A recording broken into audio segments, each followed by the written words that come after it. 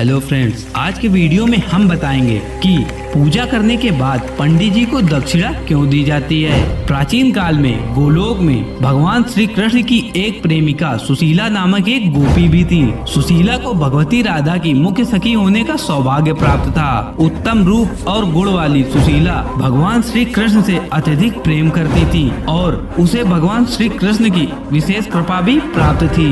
एक बार किसी कारणवश भगवती राधा ने सुशीला से कह दिया, आज के बाद तुम कभी गोलोक नहीं आओगी। और उसी समय भगवान श्री कृष्ण भी गायब हो गए। तब उनके विरह से व्याकुल होकर राधा बार बार उन्हें पुकारने लगी, किंतु वो उपस्थित नहीं हुए। तब राधा अत्यंत विनीत होकर कहने लगी कि हे स्वामी, मैं आपके रहस्य को न जान सकी और मुझसे भूल हो गई, मुझे क्षमा करो स्वामी और दर्शन दो। तब जगत के पालनहार श्री कृष्ण उपस्थित हुए और उसी समय राधा की मुख्य सखी सुशीला वहाँ से चली गयी और देवी दक्षिणा के रूप में प्रकट हुई। दोस्तों, अब हम आपको बताएंगे कि देवी दक्षिणा की उत्पत्ति कैसे हुई। बहुत ही लंबी अवधि तक तपस्या करके दक्षिणा ने देवी लक्ष्मी के विग्रह में स्थान पा लिया। तब महान यज्ञ के बाद भी देवताओं को फल की प्राप्ति नहीं होती थी, जिससे वो उदास व चिंतित होकर ब्रह्मा जी के पास गए। देवताओं का दुख देखकर ब्रह्मा जी ने श्री हरि विष्णु का ध्यान किया और तब विष्णु जी ने मृत्युलोक की लक्ष्मी को महालक्ष्मी के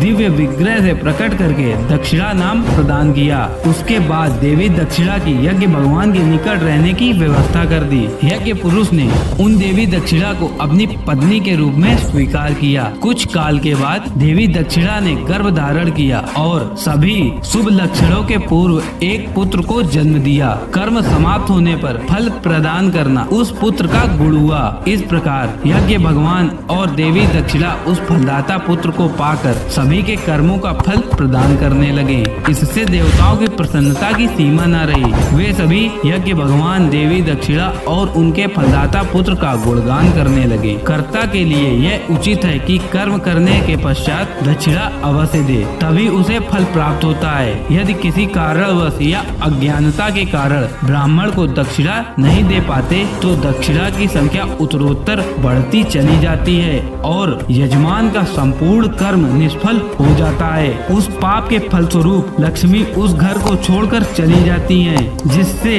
वह निर्धन और दरिद्र हो जाता है। देवता भी उसकी पूजा व अग्नि में दी हुई आहुति स्वीकार नहीं करते हैं। भगवती लक्ष्मी के दाहिने कंधे से ये देवी प्रकट हुई, इसलिए इनका नाम दक्षिणा पड़ा। मैं आशा करता हूँ आज आप दक्षिणा क्यों दी जाती है इस बात से सेटिस्फाई हो गए होंगे। नेक्स्ट वीडियो में आपको बताएंगे कि कलयुग में श्राप क्यों नहीं लगता। तब तक के लिए हर हर महादेव।